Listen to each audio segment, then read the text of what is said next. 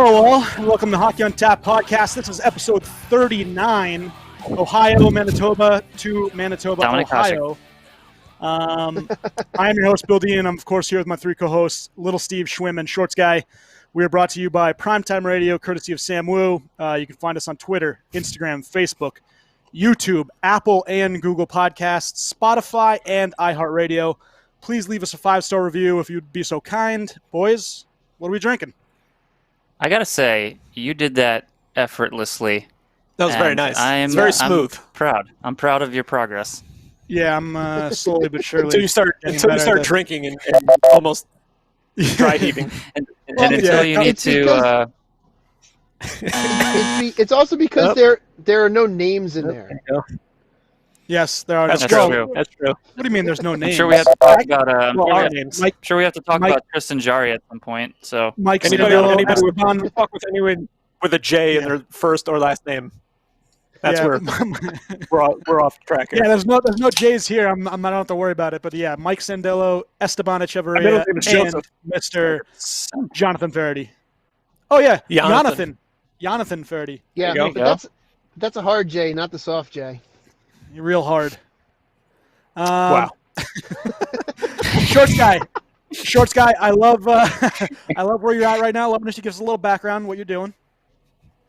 I have to coach tonight, so I'm coming to you live from Menon Arena, from the parking lot. Beautiful. Actually. William G. Menon Arena in Morristown, New Jersey. Yeah, it's part of the Morris County Park System. So unfortunately, I do not have a beer because I have responsibilities and I'm behind the wheel of my vehicle currently. Damn. But behind the wheel still. And it's frowned upon. Yeah. Frowned upon a little bit. It's frowned upon to have to have a beverage behind the wheel, no matter if it's moving or not. So I am beverageless, but I'll have a beverage when I get home, I assure you. Good. Unless you're in a Heineken 0.0 commercial, then you can also true. Do whatever you want. And then you'll get a ticket because you're parked illegally. Sam, you are just on top of your... Why don't you tell us about this pink beverage that you're currently sipping on? It looks like blood. But it's correction. Free blood. I am drinking... This is why... I've never had one of these guys' beers before. They're called Ouzelfinch. Ouzelfinch. Yeah, it's a good name. Here's their... You can see their little logo there. This is called Dachnophobia. It is a sour ale with cranberry, raspberry, blackberry, boysenberry, vanilla, and lactose. I don't know what dachnophobia stands for. I don't know. I don't know. Fear of the dark? I don't know. Fear of something. Prescott? That's possible. Oh, that's possible. Fear of being sober? NFC East fan, maybe. This is a Halloween beer. It came out in Halloween. I thought it was supposed to be Halloween. a little. I guess it kind of resembles blood. Very tasty. Being a Jet fan, I do not want Wattonophobia, the fear of Deshaun Watson. So, see that. What do you got, Esteban? I got this beer that my fellow co-host over here so kindly got for me because it is by Stillwater Artisanal Brewing Company. This guy. And it is called Plant-Based. Huh. Which is a double IPA with hibiscus and agave and labeled all natural, 100% vegan, which is very cool. Granted, a lot of beer is vegan, but the fact that they label it specifically vegan is pretty awesome in my book. Cool. They don't give you the runaround. This may or may not contain lactose. Yeah, I'm not getting into that discussion. It's just Jim's beer that he's currently drinking now, but I'm drinking it in my vase as well. That's a good glass. Ooh. Yeah. Very nice. Well, I have a fantastic glass. It's made for a stout. Ooh, it's like Das Boot. Yep, it came from one of my buddies that's sitting right across from me on the video screen, so I thank him. And then this other beer is a Guinness Draft, and it is in honor of my grandfather who passed away this past Friday.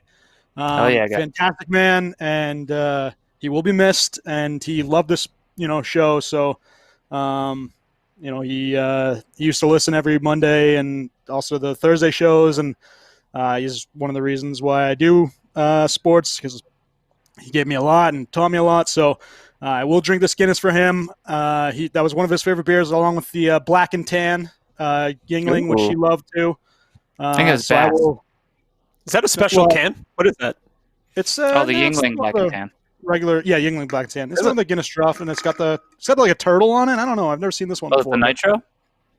I've never seen that before. Yeah, it's got a turtle on it. I like That's it. a pretty Okay, rad can. that's cool. Yeah, I like Hey, it. yeah, Guinness Cheers, Draft. guy. It's just a regular one. Cheers Yeah, to cheers. Grandpa Dean. Cheers to your grandpa. Yeah, cheers to Peepaw. Grandpa Dean. To Yeah, Peepaw. to Peepaw. Wait here. Cheers first. This is like Das Boot. If you I fill it forgot too when- high and you start sipping it, there's like a bubble that forms and it Yes. friggin' Blows blasts back you in the face. Yes, yes. Don't fill your vase too high. I did that before last time where I got all of a sudden like Remember hit my that, nose kids. again. I just did that, Kids. kids. So boys, let's get to We're work on doing much tap for worse today's than what episode. we're doing right now. Here is our weekly snapshot. So big news, NHL. There's a big trade that was made between trade. the Columbus Blue Jackets. Yeah, this is a big trade. I Columbus agree. Blue Jackets, Winnipeg Jets. Pierre-Luc Dubois and a second-round pick traded from Columbus to the Jets for Patrick Laine and Jake Roslovic. The Jets retained 26% of Laine's salary. Dubois had been benched twice by Torts, John Tortorella, for lack of effort. First time he let Tyler Johnson, I'm sure Schwim, you watched this game, basically just muscle him off the puck and he stopped skating. It was control. And then It looked was at the puck when control it was like right next to him. Yeah. It was terrible. Yeah, it was real bad. So he sat from basically the first period on. And there was another time that he got sat by Torts. I'm sure a lot of teams were skeptical about trading for a guy who would just hit the off switch because he didn't like the situation. Obviously, you said Torts wasn't the issue, but Dubois signed a 2-year contract in December. Laine has 1 year left, and then Roslovic signed a 2-year deal with Columbus for roughly $4 million. What's your thoughts on the trade? What do you guys think? Well, Shorts guy, why don't you go with you, just in case you need to pan out? Yeah, I mean, it seemed like a real interesting situation there with in Columbus with between Torts and Dubois. It makes you wonder why he signed that 2-year deal in December. Or if it was something that was brewing prior to that, and then or if it just came up in the last couple weeks. But if you're gonna trade a big piece like that for Laine, it's a pretty solid swap, but you have to have some, at least some advanced idea that Laine is going to be willing to at least put you in the conversation to sign there, because otherwise what you're doing is you're trading away a decent piece for another decent piece that's just going to kind of walk, come the end of the season, which you would hate to see. Which they're used to, the Columbus team. Yeah, Well, that's for sure. Yeah, they're used to, and it's kind of funny when this went down because of the whole division realignment, and you're still in that old mindset. Producer Sam was like, "Well, that just made the Blue Jackets that much harder," and then all of a sudden it was realization like, "Oh, we don't have to play them this year." Like, it was one of those things that was kind of like for a moment it was like, "Oh crap, no, we're fine." Yeah, but let me chime in here. Ooh, the voice of God, Sam Wu. Yeah, so okay, so the BJs get Laine, but they're going to be back in the division next year. Probably, yeah. Yeah. We got Yeah. a temporary reprieve. Yeah, but he's got a sign there though. There's no guarantee he'll be there next year. I thought he has a 3-year contract. I think he has another No. year left. No, Yes, Laine this has year 2 and next year. This year, and that's it? Yeah, I think it's just this year. Yeah, because I thought he was a UFA at the end of the season. I thought so Oh. too. I'm looking up his contract right now. Don't worry about it. Yeah, sorry. Cool. Don't let me interrupt you. My bad. You're good, Sam. We love But- hearing from Sam Wu, the man behind the But glass. Laine to the BJs. That's all I have to say. You just wanted to say BJ multiple times. I Yeah, he think. did. Yeah, he did. Well, He is an RFA. yeah, but At- the other Yeah, guy he's an went to RFA. the WJs. RFA after the season. Okay, RFA. Okay. Base So salary is there's a chance they 7.5 retain million. him. Yeah, I mean they obviously have signing rights, right? So Well, Yeah. he doesn't have a center to play with. Okay, so he just came from some pretty damn good centers in Winnipeg, and now he's in for a little bit of a shock when he goes to Columbus, where there aren't any really, as at least star centers. So he's going to score goals. I have no doubt about that. But I mean, just like how, what we were saying, I don't think it's an ideal situation for either player. I think it's better for Roslovic seems to Dubois. be the only one who wanted to be there because he's from Columbus. He's from Columbus, yeah. Yeah. So that's pretty cool on his part. From Columbus, playing in Columbus. He'll be nice. a good player under Tortorella, I think. Yeah. Roslovic. Yeah. Line A, I think, is too. His ego's a little too big, perhaps. But I don't know. You hear mixed comments about Tortorella players who despise him and players who have the utmost respect for him. So I don't know. Hence the title, Ohio, Manitoba to Manitoba, Ohio. It's just like, We went from Canadian Ohio and American Manitoba. They just kind of swapped the same spots, and they're not that exciting. They're about the same. Players obviously don't seem to like playing in Winnipeg. There's a couple, but obviously you see so many Winnipeg players over the years just kind of jumping ship. I don't know if it's because of the location or what, but because the team itself has been solid for a little while now, and they have some talent. There's also, I know that there's been through the Finnish, and granted, don't take all these words with a grain of salt, because apparently this news source isn't all that reliable, but Finnish media saying in an interview with Line A about how much he hated playing with Blake Wheeler and Mark Scheifele, and those two are basically the solely responsible for him wanting out. Had nothing to do with ownership or coaching or anything, but that's supposedly weird. according to that source. And again, I don't know how reliable it is. I have heard some Finnish people commenting on it that they aren't a great news source, but it's something. I mean, it's apparently it's nothing out of the ordinary about people complaining about both of them, but I don't know. I like the one analogy I read somebody make about Dubois to Winnipeg. Dubois is the cherry palm and Winnipeg is the toilet, and that's basically what you're getting over there. But it's odd to that players want to leave Winnipeg with based on what you said too, that they've got some good players. I mean, they've got a fantastic goalie, but they've got a great atmosphere as well. Like they're always playing in you have a great fan base. Absolutely wild crowds, and then come playoff time, that whole whiteout that they do is just insane. That's awesome. I love seeing that. So do I. And they've got people 10, 15 deep out in the street as well, that they can't get into the arena. Like that to me, I mean, I'm not a professional athlete, so I don't know, maybe it doesn't make that much of a difference, but you would think you'd want to play in front of that kind of atmosphere, and that would be like a perk. I mean, granted, aside from the Jets, the only other thing that I know to come from Winnipeg are two things: the family that they ran into on the road trip, on the spring break road trip in The Simpsons, and Comeback Kid.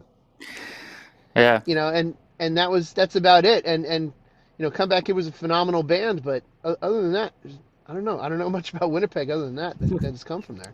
Yeah, I know that it's routinely one of, if not the most disliked places for visiting teams to go to. And not because of the people, not because I think it's just the location and just how damn cold it is all the time. I know that there is a lot of, it's basically, players go to Winnipeg for an away game and they don't do anything. They just stay in their hotel. So I don't know if the players who play for Winnipeg have the same experience or not. I don't know. I don't know Winnipeg, just like you, Shorts guy. I don't know Winnipeg that well. The atmosphere seems really fun and really intense. It seemed like they had a lot of talent there at one point. I mean, if you look at the guys who aren't there anymore, they did have a really solid team, and just like one by one, they're all going, or they all just want to be traded. Yeah. So I don't know. I don't imagine Dubois is going to change much, but the kid is good. Probably not. So. That 1-2 something will happen, and he'll be like, oh. He has major potential, and that if he lives up to his potential, now I don't want to say it now because I think it's too early in his career because he's like a 50-point scorer. But the Scheifele Dubois 1-2 center line, 1-2 center in depth has the potential to be one of the best in the league. Yeah. and that supporting cast: Connor, Ehlers. Obviously, you talked about Wheels. But you see a lot of guys signing there, re-signing there. Scheifele, obviously Wheelers re-signed there. Bufflin stayed there for a long time. You have guys, he didn't, that and then want to play there. Just like, no, I'm not playing anymore. Yeah, I mean, but maybe there's some truth to this. I mean, you see the guys who signed long-term. Well, Kyle Connor did, but is there some truth to the guys who signed long-term, or Blake Wheeler and Mark Scheifele? Are they the problem? Are they a problem? Not the problem, but one of them. Maybe there's some truth to it. Maybe it's not completely true, but. Yeah, I don't know why. I can't put my finger on why everybody just wants to go. Besides the fact that everybody talks about Winnipeg not being a great place to visit, but I'm not buying that that's the sole reason why everybody wants out. Maybe it's something to do with shovel day off. Why don't we find out and take the show on the road to Winnipeg one of these days when we're allowed to cross the border? Let's take a road trip to Winnipeg. It's a long drive. I'd love to go there. Ask those tough questions. I'd go there in a heartbeat. We'll just do the Canada trip. We'll go Vancouver, then to Edmonton. We'll go to Winnipeg. We'll do Calgary. We'll do those 4. Just drive across. Travel across Canada. Who's driving? I'll drive. That's fine. Not me. All right. Yeah. I mean, but basically, back to the trade, just quick. I think it's a good swap. I don't think that there's, because both guys weren't long for those teams. While Laine could leave a little sooner, they do get, Roslovich out of it. Dubois, they still have a year maybe to see if he would like to sign long-term. If not, then they trade him and they get assets, next year. Mm-hmm. So, but yeah, Dubois already said he loves it in Winnipeg, and so they say all the right things, obviously. Saying all the right things, when they arrive. Yeah. Yep. I think he'll be motivated to play there, though. Yeah, I don't think what you were seeing in Columbus. I don't think it's going to be anything like that. Because I mean, look at what you saw. Look at what you saw in the playoffs, right? From the playoffs until now is a complete difference. I don't know why he just wasn't getting his way and he decided to play like that, unless he just really wanted out and just really didn't want to get hurt to prevent him from.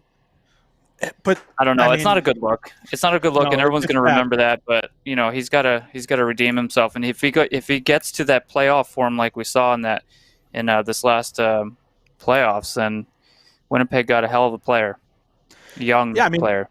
He's only 22. We talk about Point, that the playoffs being really his coming out party. I mean, we know how good Braden Point is, but the playoffs showed that he was up in upper echelon level. I think Dubois was the second biggest surprise, where you saw a guy just all of a sudden come out and he was fantastic. He had I think he had a bigger coming out party. Well, people were saying, Braden Point had a coming out party in that playoffs. I think he was more established than Dubois prior to that. I guess you didn't expect Dubois to carry that team like that. Yeah. And he was awesome.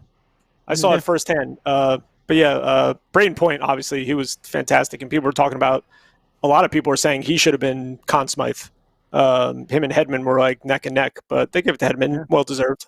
But one more thing about that trade, real quick. When I heard that trade, it made me immediately think of Panarin and Bobrovsky. Yeah, how they got nothing for them when they could have got so much for both of those players, especially Panarin, and then maybe made this trade and set whoever they got from possibly trading Bobrovsky and Panarin up. And setting themselves up maybe for a good playoff run this year and next year and whatnot. But I don't understand how you don't. Instead of trading for the assets, they acquired more and lost. Yeah, they lost. They acquired assets. Duchesne and who's the other one? Dzingel, and one other one. There's somebody else. And they all left. And they all of them gone, and they got nothing for it. That was. I mean. I get it. They're trying to go for it. They think they have a chance to win a Stanley Cup, I guess. But that's what they thought. They thought that everyone else they didn't. Everyone else be realistic here. No, but they had confidence in themselves and they thought they could do it. But I don't know. You got to set your team up for not just one season. But and I want Shorts guy to go real fast because I know he's going to head out. So I just want to give him the last word on hockey in general. But we'll go back to talk to this because I think there is something to say about how a team goes all in for it to show their players that they mean business, as opposed to keep trading off assets. Shorts guy, go ahead, bud. Yeah, no, I was going to say, before I go, I know it's been a couple weeks since I've been on, but man, I'm super pumped with the way my Devils are playing right now. Just gotta throw that out there. Yeah. And They're playing you know, good, that game last week, you know, against the Rangers, throwing 50 shots at Mac Black and couldn't beat us. Sorry, Bill Dean. Sorry, It's all right. but not really. Well, now unfortunately, Mac Black is on the COVID list. We'll talk about him in a little bit, but Yeah, and we have no knowledge of when he's going to be back. But I'll tell you what, Wedgwood played a hell of a game last night against the Islanders to get that shutout. You know, 2 big games this week against the Flyers, and then back to back with Buffalo. So it should be interesting coming up. But who's backing you up? Right now we have Comrie in net. Comrie's in net, and we're waiting for Dell to show up. I have no idea when or if he's going to be here. His pads are here though, and they look fucking phenomenal. Pads are. The whole set looks phenomenal. Yeah, I just want to see him play. I know. I want to see the helmet. What helmet is going with the pads? He's he got show to have a picture of solid the helmet helmet yet? to match. So Yeah, and finally, No, not yet, a nothing player yet. a player does get a really cool design, guys. I hate the Devils, and I'll give They them got crap the all the time. coolest damn logo in the Yes. world, and It is cool. Yeah, for whoever hasn't seen Arundel's pads, check just him out. Google search Check out his whole set. Arundel pads Yeah. Devil, and they Pretty are awesome. I got him. they are We legit. got him up on the Let's.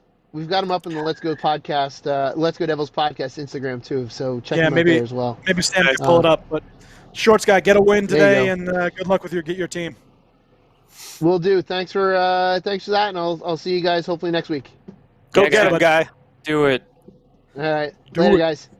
See it. All right. So, Hey, guy. as we get back into it real fast, I was just saying before Shorts guy went that it does mean something to a team when you continually, trade off assets and you get the wrong impression. You have guys that are there in Werenski and Seth Jones, and obviously Dubois was there before, but you have these guys that are looking to win, and they see that people just keep getting shipped out the door. So eventually, they're like, hey, we got to show them that we mean business. We want to win. We got to try to win.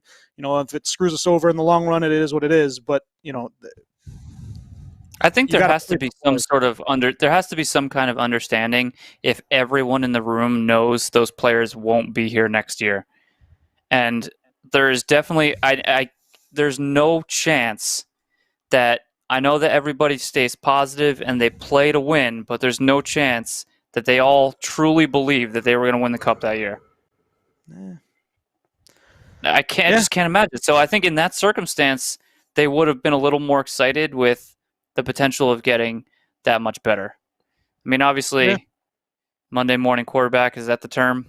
In retrospect, you can look back and be like, we should have done this. But, I mean, what they could have gotten for a special... I don't know how the goalie market was at that time, so I don't know what exactly they would have gotten for Bobrovsky.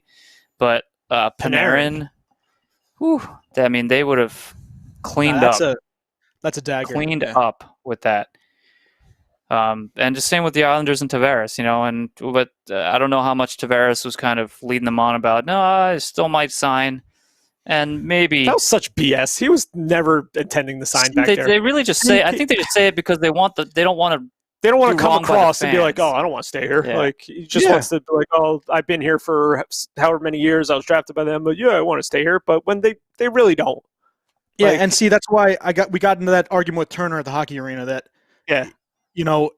if you have to give him the contract and be like, listen, trade deadline, if you don't sign this, we're going to look to trade you because it just doesn't make sense for us long term to not get any assets back for you. And I know I say that, and I just said that Panarin, they should have kept him because they want to go for it, but it is a little bit different in that you have a team that continually trades assets, whereas in Tampa you need a long term, or Tampa in the Island. You need a long-term star to build on, and I really thought Tavares would be that guy as well as Barzal. Lifetime. If you had both I thought he'd be a those two, lifetime player. Yeah, I mean, there is differences, but yeah, I mean it's hockey. So, all right, Business. wanted to get into this. It is a business. Yep, it's business. COVID outbreaks. So the first was in Dallas. Then Carolina had 5 players test positive and canceled games, and now Washington, obviously being the latest. Ovi, Kuznetsov, Orlov, and Samsonov were reportedly in a room together maskless. It was later found out Samsonov tested positive. I don't know why I keep doing that. It is now Samsonov. You said it right that time. It is. All right, I did. All right. Now Good all job. 4 are in protocol, and the team was fined $100,000. Ovi's wife was ranting on Twitter about how the players sit next to each other on the bench and celebrate gold maskless. But if you look at it the other way, San Jose is still playing out of Arizona, and players are upset about that naturally. The NHL is doing this, and finding the team and making these guys sit in protocol because it wants to show that to the U.S. and to Canada that it's doing the right thing, and they should still be, they still want us to be playing. So, Canada's allowed the NHL to play under special circumstances. Some provinces are actually shut down. The NHL doesn't want that revoked. So they're going to do whatever they can to make sure that, they keep playing. And if it makes an example out of a team like Washington, it is what it is. And I know that fans I know are upset that they haven't, canceled games, but this isn't an outbreak. It's one player. The other teams have had, 5, 6, 7 players. So if you test positive versus protocol because you guys are idiots, it's a little different. And that's why, fans are pissed off, and I understand it, but that's the reasoning. Yeah. And I'm fine with them, dropping the hammer on this. Just to kind of prove a point that, we're taking this serious, guys, and you need to be smart. And at first, we didn't get the details at first. We just heard that they were together in the room maskless, and that's why they're in COVID protocol, because they broke the rules regarding it. And I was like, yeah, well, I get the argument, but then it was later released that Samsonov was positive, and they were all in a room maskless with him, and that breaks the league rules. So I get it. I mean, I don't know what exactly it takes to start canceling games. I'm assuming beyond the positives, there's a lot more questionable, I guess, circumstances. I don't know how they do it. They're in talks with doctors and the scientists and whoever else who are trying to make everything as safe as possible. And whatever they come up with, they come up with. I mean, they know better than I do. I could, in theory, be like, no, this sounds better than that. But in actuality, the data and the science doesn't support that. So I trust what they're doing. I want this season to finish. If they're, lackadaisic on the rules and just kind of let anybody do whatever and, sit one guy but let everybody else go and they're not on top of things, I mean, the season could be over very quickly. They could be, all the numbers of positives that we're seeing in the country now, that could run through the entire league. And then what do we do? So, be smart. It sucks, I know, but you gotta do what you gotta do. I'm sure these 4 guys are gonna learn from it, and they're not gonna do it anymore. So definitely not. You're missing 4 games here. You can't promise that there won't be an outbreak that cancels games, but I'm sure that these guys aren't going to be the cause of it. Yep. Because of because of recklessness. Schwim, you got anything actually before we go to the actual players? Yeah, real quick. I think I'm assuming the league and whoever told them the rules going into the season, the shortened season, what you can and cannot do, and I don't know this for certain, but they had to have known they weren't doing what was right. They knew that and just didn't care or whatever. All hanging out maskless in a room together. I'm assuming they knew what they were doing and just didn't care. So there has to be consequences for that. And the league showed that if you're going to act like that this is what's going to happen. And hopefully that shows. Hopefully shows. Okay. As long as you don't I see thought the he was on screen it. flashing. Hopefully that shows the rest of the league, that they're taking this seriously, which they should, and that this won't be repeated by anybody else. Shorts guy chimes in. What do you say? Speaking of COVID, the game I was just supposed to coach was called off. Come on back, Shorts guy. Yeah, Shorts come on guy, back unless on. you want to get home, which I don't blame you. Let's see if would they wait till the last possible second? Sam to could cancel the It game? seems like it because the game was a good start. Wow. Yeah, I mean, I think Park, because I coach for Park, I think we're one of the only teams that hasn't been hit with any kind of COVID issues. I think they said 25 or 26 teams of the high school league have all had COVID outbreaks. That's crazy. So hopefully his isn't as bad, or the teams aren't an issue. But whatever's going on. I mean, it's really goes. It's bad. So we'll see. Matt Junio hoping that Ty Smith becomes better than Adam Fox. I hope not. Adam Fox looks great. There's Adam not Fox a lot to say. There's not a lot positive to say about the Rangers right now. I always liked him, but he's taking a step up even from last season. I think he looks legitimate. The Rangers' new number one defenseman. Yeah, eventually he'll be their number one. I think he's already playing number 1 minutes, isn't he? Playing the most minutes out of the D guys. Yep, it's him, Trouba, and Ryan Lindgren are the top 3, and Keandre Miller also looks really good. So, we'll see what happens. I think he's like a work in progress, and Fox is just like he's ready to go. Like he was ready. He was ready when he started. Yeah, I liked him from I remember watching him on the U.S. junior team, and it was awesome. Mm-hmm. And he got drafted. Did he get drafted by Calgary, and then his rights traded to Carolina, Calgary, or traded to Carolina, and then traded to the Rangers? Didn't want to play for them, and didn't want to play for either of those teams. He's always wanted to play for the Rangers, so let's see what happens. Whatever. You're their loss, your gain, I guess. Yep. Yeah. You son of a B. Son of a B. We'll talk about our teams in a little bit, but just the players that have hit COVID protocol and tested positive. You have Ovi Kuz, Orlov, Samsonov. You got Jesper Foss, Jordan Stahl, Ted Heinen. Did they? No. But just in the protocols. So like overall, Martinuk, Fogel, Slavin. In Chicago, you got DeBrincat and Boquist, who were just announced today. So let's see if Chicago now goes through a little bit of issues. Eric Johnson from Colorado, Mika Koivu for Columbus. All same division. Yep. Most at least. Obviously, Laine and Roslovich are going to be in quarantine, not for COVID, but they have to per league rules. You have Fabry, you have Zadina for Detroit, you have James Neal in Edmonton, you have Stalock, Granlund, you have Blackwood, obviously in Jersey, with also Jesper Bratt. You have Gostisbehere in Philly, not a big deal, but still. Kapanen, right? Is he having issues in Pittsburgh? I saw his name on the list. Kasperi Kapanen. Was that just his? He was coming over from Finland. No, coming over from Finland. He had to quarantine, so I guess he still had to go through COVID protocol. Yeah, so he couldn't participate for a little while. Gotcha.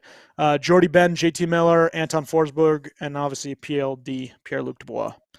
And McElhinney on Tampa. Yeah, McElhinney. I was going the big name Schwim, but yes. Well, he's got a long last name. He does. Craig Best asking, how many points does Adam Fox have? Well, the Rangers suck, so it's not really his fault. Shorts guy saying that's why we have to wait on Dell. Yep, that's true. I saw this. So obviously this week is two former captains playing their respective former teams. So Pietrangelo plays the Blues with his Vegas Golden Knights, and Chara faces the Bruins. Pietrangelo, I don't know if you saw this, he also just sold his St. Louis home to Torrey Krug. So apparently this happens quite often, and I didn't realize that former players, if they're traded, when they leave and someone comes in, I guess it's on the market and they try to see if they could just buy it. It's easier to buy and sell. There's actually a bunch of different guys that's happened to, but yeah, so he's trying to move into the Pietrangelo mansion, so good for Torrey Krug. Nashville Predators, Connor Ingram voluntarily entered the NHLPA Player Assistance Program. Former Tampa Lightning draft pick. Yep. So hopefully he, everything goes well with him. There's no issues. Yes. Yep. The Capitals unveiled their third jersey. I don't know. Did you guys see this? Yeah, this came out of nowhere. Yeah. Like, what the hell? I like them. I think they're kind of cool. Not bad. They're not bad. I put it on our thing, and I'll put it on Facebook or and Twitter and Instagram. But it's a big W on the chest with 3 red dots at the top of the W. Oh, stars, I guess that is. Yes, it's stars now that I can see it. And then just standard elbow stripes. You have the leg stripes, and then the top of the jersey is white on the top, and then it's the blue throughout. Like the Washington football team, basically. Yeah, I don't know. I kind of like it. I really do think it's pretty interesting. So, looks very retro. That's reverse retro. Yeah. I'm still looking for it. Oh, here it is. It's just a big W. Oh yeah, it's really, really stupid. You don't like it? No, it's dumb. All right. I think it's.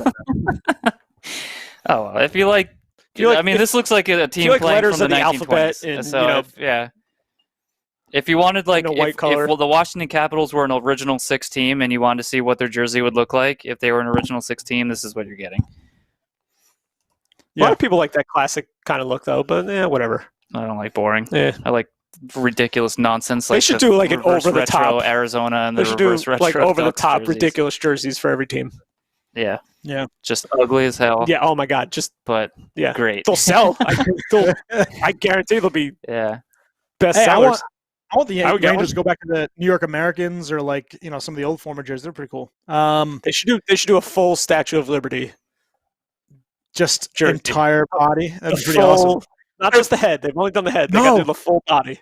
What if they did one of those? Instead of tuxedo T-shirt, it's just it's all green. She has the body, and you even have the legs, and then you're just head, and then there's a little crown on the helmet. That'd be good. That'd be good. Yeah, so your entire body is the Statue of Liberty. That'd be cool. I want to watch them make fools of themselves wearing that. That'd be good.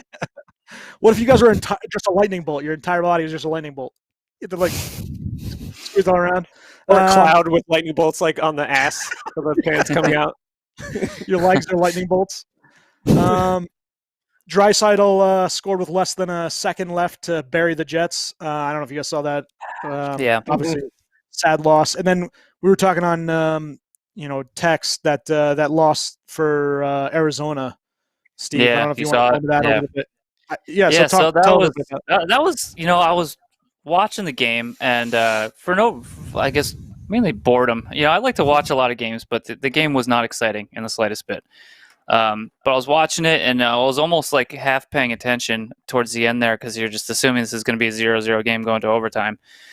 And Alex Tuck gets the puck not over the blue, in between the blue line and the red line in Arizona's zone. He gets the pass, but then sort of backtracks before throwing it into the far corner. And granted, I think Chychrun should have been a little smarter and just not assuming this. But what Tuck did is he He's on my fantasy backtracked team. a little bit to the point where the puck crossed back over the line before he dumped it in. So it was obvious icing. There is no argument beyond the fact that it was icing. Chychrun basically didn't even play it. And in the same motion, Marchessault collected the puck, threw it out front to Carlson to score with less than a minute left to win the game 1-0. So basically, he thought it was going to be icing and didn't play the puck. I didn't see it. Both Kemper and Chychrun both assumed it was icing, and neither of them moved. So it basically just resulted in the goal. And then you go. At first, I didn't really even think about it. Then you go to the replay because the Arizona team were incensed over this, and then you go back and they show the opposite camera angle because you can't really see because it was blocked from the boards. And the puck crosses back over the line by a solid foot and a half. So there's no argument. It's not like it hit somebody. It's not like Arizona could have, gotten to the puck to prevent an icing. Was it close to where they were dumping it in? Was he close to the midline or?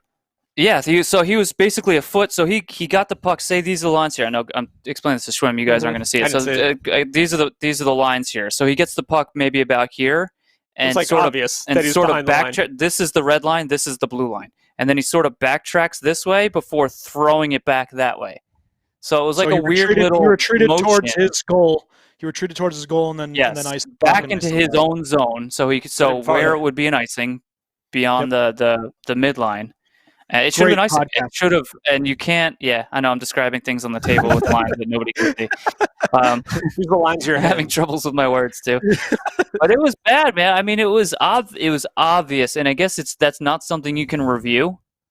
So that sucks too, a lot. Because it's just, and nobody really. It's. I don't want to say nobody really cares about Arizona because it's like Arizona lost a game, big friggin' deal. They're probably going to lose a whole bunch of games this season, but. That sucks. You feel bad for them. That's not you want to lose. They were playing Vegas, right? 0-0 against a loaded Vegas team who is playing phenomenally. And to lose like that, it's. It's like that game when LA lost to whoever, I forget. The puck was hit up into the mesh or whatever, like really high up and came back down in, and, he assumed it was out of play. And the guy just came in and put it in, and they called it a goal. Shorts guy sounds like a Bone Storm play. Absolutely. Yeah. Yeah, we never get the calls. No. That would definitely happen to us. So 2 injuries that I saw. Well, 1 injury and 1 guy coming back. Pasternak could return versus the Caps, so obviously that's good for him in the Bruin squad. Joe Thornton out 4 weeks with fractured ribs, so he will no longer be pairing up with Matthews and Marner on that top line. Darn. So very, very sad. Couple other things that I had just tabs open. Stutzla's to return for the Senators against the Canucks, so he will be back. Yep. We'll see the Uber rookie. Welcome back, Stutzla. That boy good. Some He is stars of good. the week for that first week. Tyler Toffoli, 5 goals for the Canadians, 8 points, which was tied for the league, +/+6. The Canadians 4-0-2, 10 points. Haven't lost regulation yet. Yeah, they've been really good. Obviously, him being probably the top star. Second star, Joe Pavelski, 7 points, including the game-winning goals, two of them. For the Stars, they're obviously game-winning goal in a 7-0 game. Imagine scoring the game-winning goal in a 7-0 game, and you get credit for a game-winning goal. He had 4 points in that Nashville game, so good for him. And then obviously he had 3 points then in the win against Nashville, the second game. And then the third star, John Gibson. I think what was it? He stopped 95 of 99 shots. I mean, that's he almost had another shutout yesterday against Colorado. His save percentage is like .980 or something in the last 3 games. Something ridiculous. There's your Vezina trophy winner there, Mr. Bean. Yeah. Well, so I did say him for Vezina, yes. I would like to retract my Patrick Laine for the Rocker Richard. That problem's not happening anymore. Yeah. Oh, boy. Yeah, Steven, I think we're saying Montreal dark horse. Yeah. So far, that's looking pretty good. I honestly didn't pick a Rocker Richard winner. Did I pick a Rocket? I don't remember picking a Rocket. No, I think I just threw that in as like a... You're just talking to yourself one day. Yeah. I was thinking about that. Like, who do we think? That's a good right off the bat right now, without doing any research or giving any thought. Who are your picks for the Rocket Richard winner this year? Oh, it's going to be Connor McDavid now. I mean, he's got 4 goals for the Rocket. For the Rocket, yeah. I mean, the leader. I'm gonna go. If Austin Matthews stays healthy, I'm gonna say him. Yeah, that's the leader. That's a good guess too. So we'll do the leaders right now. So the points leaders, you have 3 tied with 10. You have Connor McDavid at 10 points, Marner at 10 points, and Andrei Kopitar at 10 points, which is surprising. Yeah, that's a lot of surprises out west. He has 1 goal, LA 9 assists. Yeah, that's 1 goal, 9 assists. You have Kyle Connor at 9, Scheifele at 9, and Draisaitl at 9. So the goals leaders at 5, you have Toffoli. You have Will Horvat, Mikko Rantanen, and Travis Konechny. And then assists, obviously. No. None of those guys are going to win the Richard. Kopitar's tops. Eichel with 7 assists in 6 games. And then for goaltenders, I mean, obviously it's early, but Varlamov with those 3 wins, 2 shutouts. I think he's allowed 1 goal in 3 starts. Khudobin also doing pretty well. Both wins. And then Fleury's played also pretty well. 3 wins. Yeah, he's got better stats than Leonard right now. Yeah, Pittsburgh could use him right now, huh? They're saying Buffalo should go hard after Fleury. Probably, but I don't know if he wants to go there. I doubt he would. So. No, probably not. But that'd be awesome. I'd love to see him. If go there. I think number one. I think Jari is settling in better. Yes, he had an absolutely abysmal start. And Casey DeSmith, not much better. Except for that pass. I can't get over that friggin' pass that he made. That was so good. For a 5-on-3 penalty kill, pass to Teddy Bluger, which Peter Laviolette is still nauseous about to this day, apparently, according to the interview he gave. But goaltending in Pittsburgh, another subject that I could go on and on about, but I will just keep it short. I think Jari in those last 2 starts against the Rangers has looked much better than his previous 2 starts, even if there was maybe a weak goal here and there, but he looks better, which is promising. I think a lot of teams are going to come back down to earth, and then the teams that we suspected will start getting their stuff together and be like, okay. So let's just get into it. Obviously, preseason. It's basically preseason is ending right now, so you're going to start to see. It's like these the guys. Lions go 7-0 every year in preseason, and Montreal also. I mean, I was saying they're going to be the surprise team, but Montreal also historically starts very, very well every year, and then they just right off a cliff. Yeah. So let's get into Pittsburgh, and we'll do our team updates. So the rest, obviously, goaltending. What about the rest of your squad? Well, Evgeny Malkin is completely non-existent. Yeah. Completely non-existent, and it looks like he's just kind of floating around out there without any effort, without any drive, or without anything. And I think Jim Rutherford came out and gave a statement saying that his wingers have to be better, which I agree with to a certain extent, but it's not. I mean, last game, Evan Rodriguez goes down in that hit with Heedle. Yep. And they move Rust immediately up to Sidney Crosby's line, and immediately Rust is the Rust of last season. Just probably the best player on the ice from that point on. Jason Zucker got moved off too. He's struggling, but Malkin's line, they moved Kapanen and Zucker on that line, and it was okay. Kapanen has played very, very well. But I guess he's still getting into game shape. Otherwise, I have no other explanation why they're playing him on the fourth line. It doesn't make any sense. So that might be a new line, a Zucker or a McCann, Malkin. But Malkin is just, he needs to show up. If he is going to be like this for the rest of the season, the team cannot have any success if there's no Evgeny Malkin. But otherwise, Sidney Crosby just kind of getting into game shape, obviously, but still looks impactful. I mean, he was great against the Rangers, especially last game. I think he was great. Their best face-off guy by a landslide. Their defense right now is decimated with injuries, but P.O. Joseph has looked very good, better in his debut than he did last night, but he wasn't very noticeable last night, which isn't necessarily a bad thing for a young defenseman, because usually with them, they're noticeable in a bad way. So if they're not noticeable, he didn't do anything really poorly. So that's good. So, yeah, I mean, we're going to see shakeups in the lines, and you could be seeing another Drew O'Connor NHL debut tomorrow, potentially with this Evan Rodriguez injury.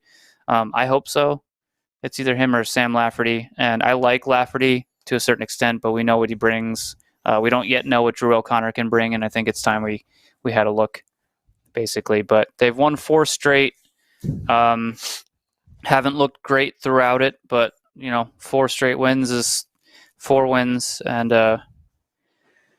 it's funny though. I think the best that they've played so far this season has been the 2 games that they lost, and all 4 of their wins they've had to come from behind, which is also not gonna. If they're gonna continue this, it's just a recipe for failure. So, yep, we'll see. It's early in the season, but we'll see. Show me your bolts. Tampa's only played 4 games. Their last game they played on Saturday, and they had, I think, 5 days off before playing that game. And now another one of their games got postponed and moved, so they're going to have another 4 or 5 days off before they play again. They're supposed to play Carolina on Thursday. As of right now, that game is on, but that could change. So they could be off even longer. This is really screwing my fantasy team up, because I have 3 Tampa players and 3 Carolina players on my fantasy team. Anyway. The first 3 games they look good. I wouldn't say great, but look good. Their last game they were absolute garbage. They lost to Columbus, I think 5-2. Every aspect they looked really bad.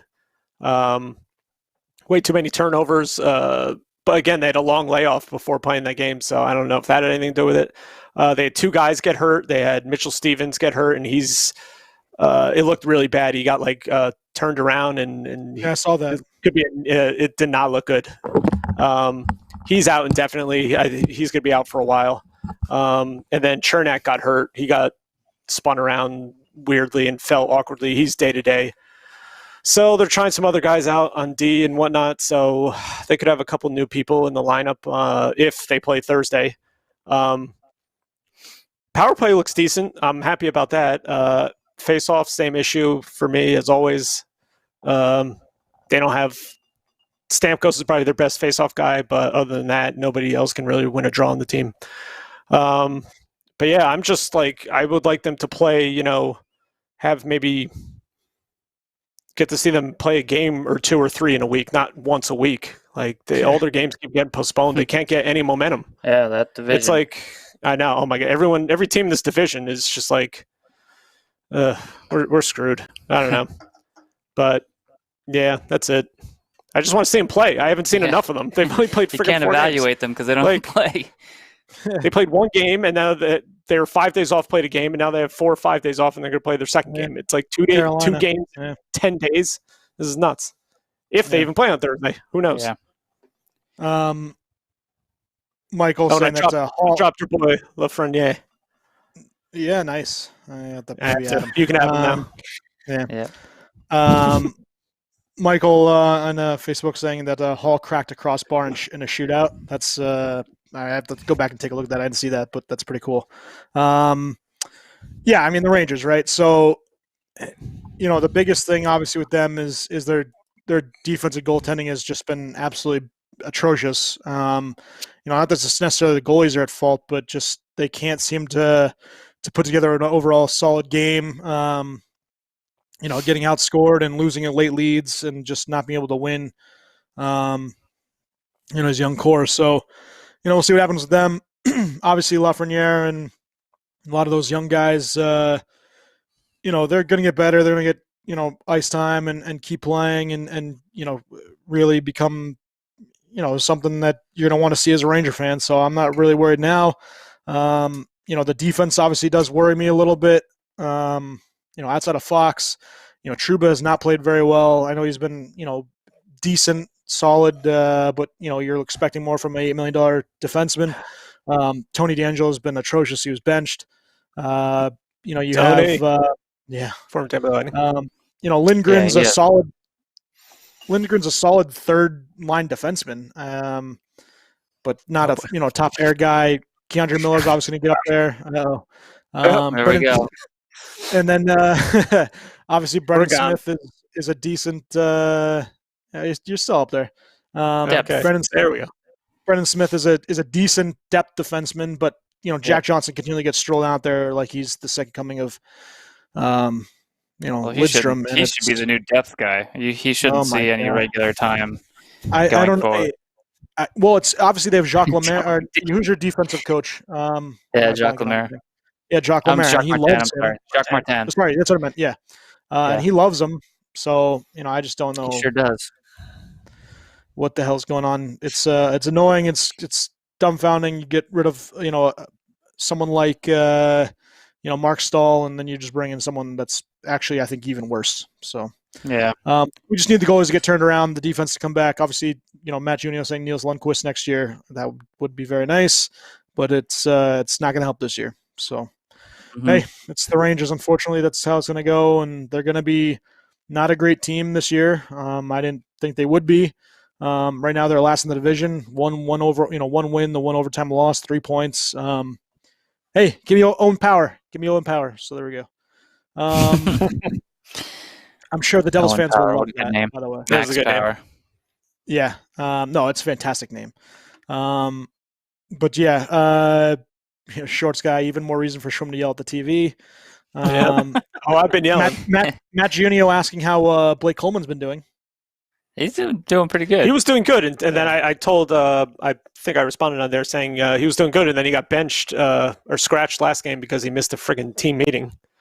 He didn't set his alarm or some shit. Yeah, so that's the rule there. You miss something, you're not playing. Well, hey, I mean, it is what it is. He'll be back. If they play Thursday, he'll be back in the lineup. A couple other things, obviously Jacob Voracek's had a pretty good week. Joel Eriksson X, also a pretty good guy. Mm-hmm. Nick Schmaltz has actually turned around for Arizona. Rasmus Anderson, Ty Smith. Kid out of Chicago got his first goal and hat trick. Hat trick, yeah. First goal and hat trick in his first game. Good for him. Yeah. In Minnesota, Capo Kakkonen, the goaltender, stopped 17 shots to beat the Sharks, and then allowed 4 goals on 35 shots to loss on Sunday. But he's looked pretty solid as backup for Talbot, and eventually I do think he takes that job. Jake Allen's looked pretty good in backing up Carey Price. So a couple guys out there that looking pretty good. They had something on NHL.com about the top U.S.-born player playing in the North Division, and it was between Johnny Gaudreau, Hellebuck, Quinn Hughes, Matthews. Yeah. Blake Wheeler was another one. I mean, how is it not Matthews? You can't give me any other reason. There's no argument. There's no argument. It's Matthews. He's the best player. I mean, maybe on an overall season you could say Hellebuck because he won the Vezina, but if you're taking one player out of these 5, it's not even close. So no. Yes, 10 people, 9 of them at least are taking, I want Matthews on my team. I mean, who would be It the might be second all guy? of Would it be Hellebuck? Would it be all right? So who's the second best out of those guys?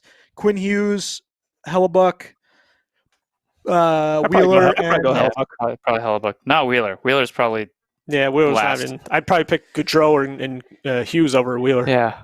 I mean, I like Wheeler. Don't get me wrong or anything. He's I a mean, good still player getting and a 90 good leader points, and everything. Yeah. But yeah, Matthews by like not even think. I don't even have to think about it. All right. So what else I get? How about that Dallas Stars power play, by the way? Can we talk about so give Dallas a little Stars power play? Jesus. They are. So first of all, I had to look at this and just to because I saw numbers and I just wait. So I had to go back and look at the score sheet. On Friday, they played Nashville and won 7-0. Right, we all know that thrashing their first game back after being in COVID protocol. 5 for 8 on the power play. Yeah. In that game, 5 of their goals came on the power play. To follow that up, the following on Sunday against Nashville, 3 for 4 on the power play.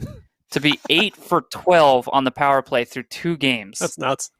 Yeah, it's crazy. That ties Is their the power record. play that good, or is Nashville's penalty kill god awful? I'm sure there's. I mean, I don't. I think it's a combination. It's of both. got to be a combo. I didn't really expect Nashville's penalty kill to be that bad, to be completely honest. But Dallas has some great weapons on that power play. Pavelski definitely reaping the benefits there.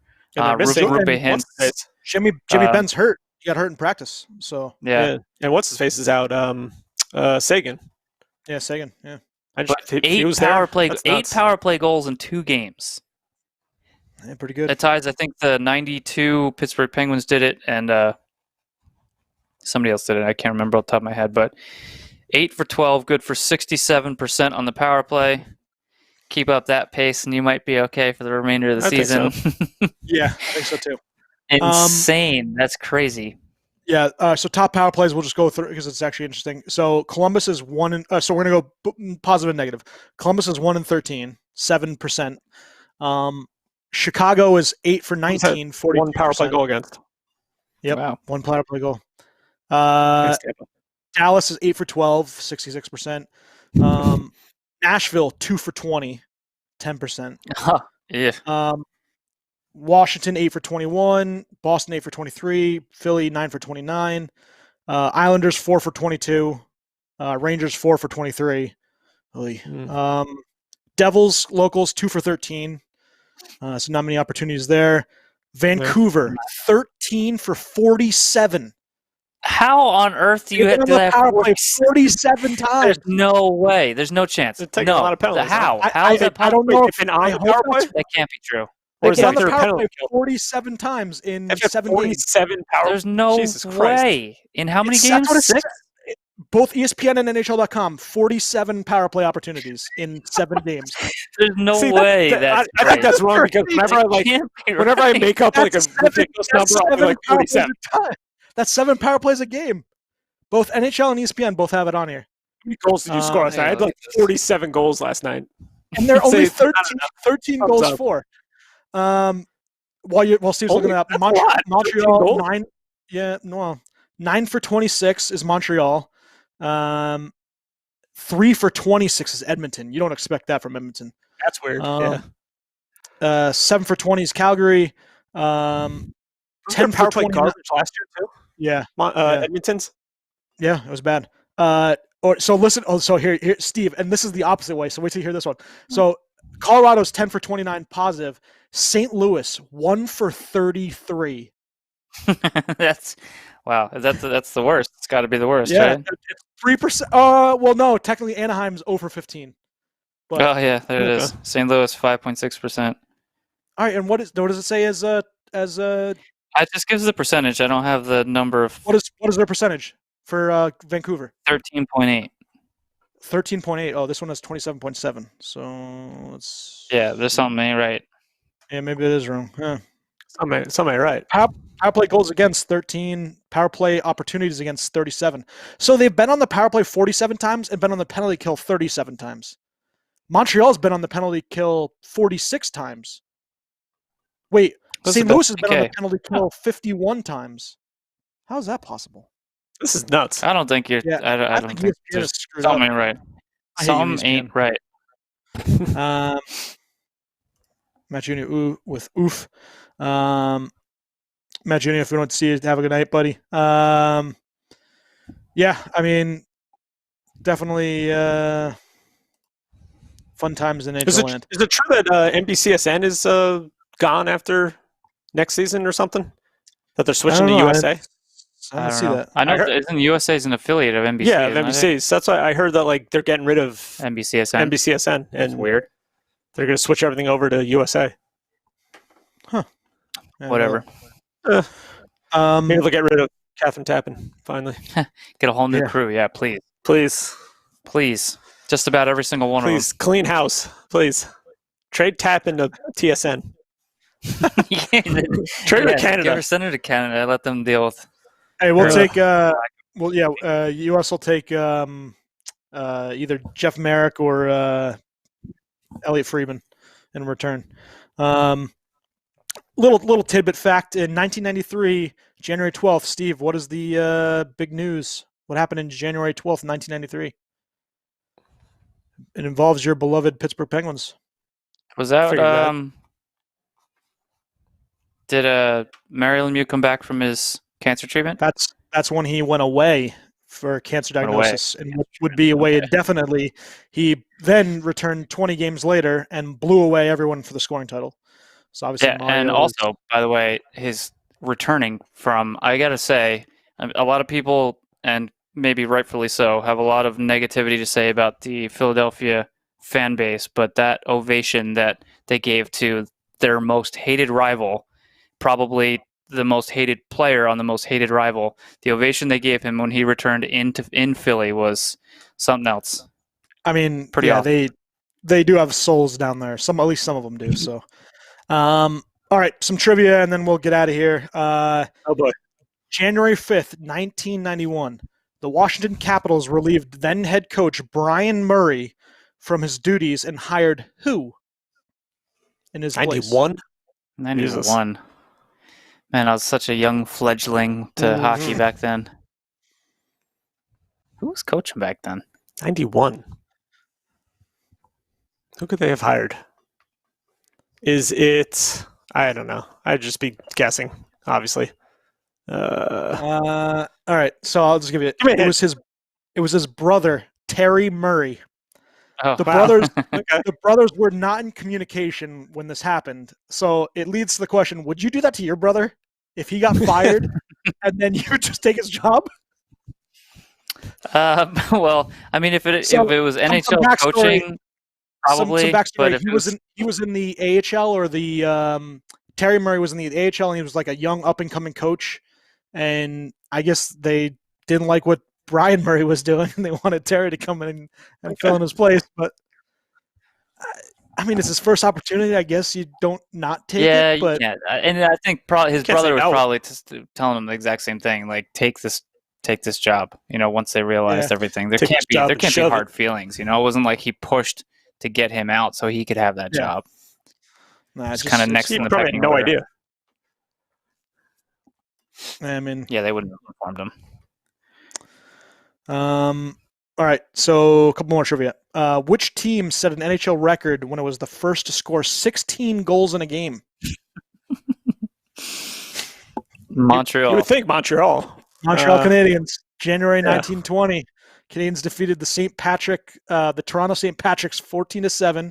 And what was the highest combined score in a game? Then, less than 2 months later, they beat the Quebec Bulldogs 16-3. Nice. When are we going to see a game like that again? I want to see like a friggin' 14-0 game or something. You know what's funny is that was there actually were there people that were worse goaltenders than those goaltenders? No. Did that exist, or was that just did anyone whoever wanted to get in front of a shot was offered to be a goaltender? Because I can't imagine that there was hockey players out there who were worse at playing goalie than these goalies. How could you be any worse They were bad. than what they were? They're bad. It's bad. Yeah, it's real bad. It's crazy. The footage is not good. No.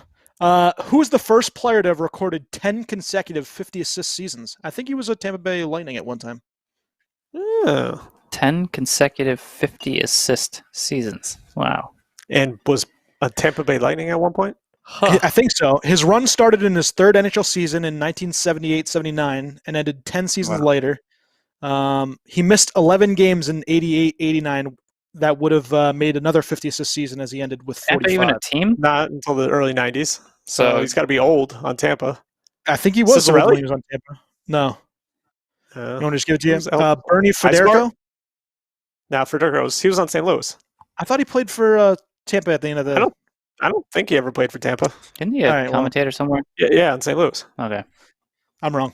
How much money did the Colorado Avalanche spend to re-sign? Maybe. I don't know. He did it, yeah. How much money did the Colorado Avalanche spend to re-sign Joe Sakic, Rob Blake, and Patrick Waugh to long-term contracts on June 30th, 2001? Jesus. Jeez. Like grand total or the yearly? Grand total. Well, they weren't making as much back then as they are now. No, but it really pissed off general managers. They went nuts on Colorado when they dished out that much money at the draft. 3 players. And how long they signed them for, and how much total was that? $50 million. I'll say $90 million. $115 million. Wow. Okay, that was way off. Altogether, Sakic was 9.8, Patrick Waugh was 8.5, and Blake was 9.3. Made almost $28 million in 2001-2002, which was more than the rosters of 7 NHL teams. Wow. Well, they were good. Well, now you got the salary cap. Yeah. For really. that reason. Last question, and then I'll tell Mr. Wu to hit the music. Which 2001-2002 NHL team had 5 of the top 50 all-time goal-scoring leaders playing on their roster? This one's easy, I think. Top 50 all-time goals on the roster. Goal scoring. Was it Colorado? Detroit? Nope. Detroit. Totaling 2,865 goals. Detroit had Brett Hull, Steve Yzerman, Luke Robitaille, Pat Verbeek, and Brendan Shanahan. Gordie Howe with 801, who had played most of his career with Detroit, is second all-time in the NHL history. He also obviously played for the Whalers and the Whale teams. So. Pretty good trivia. Next week, obviously, we'll do some more stuff in regards to maybe doing some rankings. Now that would be 2 or 3 games in. I want more trivia. Get Shorts guys to talk some more Devils. Yep. Devils, obviously, I'll give the Devils some props. They've done pretty well. I mean, something to percolate for the Devils fans who are still with us right now, because I don't know the reason why. But why is it that the Devils, and Sam, if you want to chime in, more than welcome, or wait till next week. How do the Devils consistently get like career minor league goalies to play so well? Keith Kincaid, Wedgwood. Yeah. I don't know anybody else off the top of my head, but specifically those two. Corey they Schwab. go that. Don't forget their second string E-Bug, Shorts guy. Yeah, Shorts guy, of course. Also, letting in 14 goals for Bone Storm, goes to the Devils. And shuts out the Rangers. Yeah. Oh my God, that'd be the greatest accomplishment of his life. It's just something that puzzles me, and it's not like we're talking about the Devils of old where they had that shutdown defense system that anybody could look good in. It's just goalies and some other players too. You see Palmieri, he went to Anaheim and didn't do well at all. Comes back to the Devils, does really well. But the goalies specifically, I mean, Kincaid hasn't played, or Clemenson. Yeah, there's another one. Good one. Yep. Shorts guy. Yep. Why do they do so well? And we can discuss this next week. Just have it percolate, and we'll kind of go over that now that Wedgwood just pitched a shutout after he hadn't won in 3 years or something, an NHL game. All right. Yeah. Anyway, so something to think about. Yeah, Mr. Wu, you can hit it for us. Guinness, Schwim, go first. This was pretty damn delicious. I'll go 4.25. I'm going over 4. 4.25. I liked it. This guy. I like it a lot. I'm giving this a solid 4. I really enjoyed it. Nice double IPA. And just because of the situation, it's a 5. Yeah. I will take her home tonight. Obviously dedicated to Peepaw, John Emmerich Jr., Cheers. John Bob, his his other nickname, and we found this out, his porn name, if you would have a porn name, it is Stubby Winchester. So Stubby Winchester, Wow. we love you very much. Nice. I'll tell you guys that story off air, but John, love you, buddy. Cheers. Cheers. Cheers. Love you, buddy.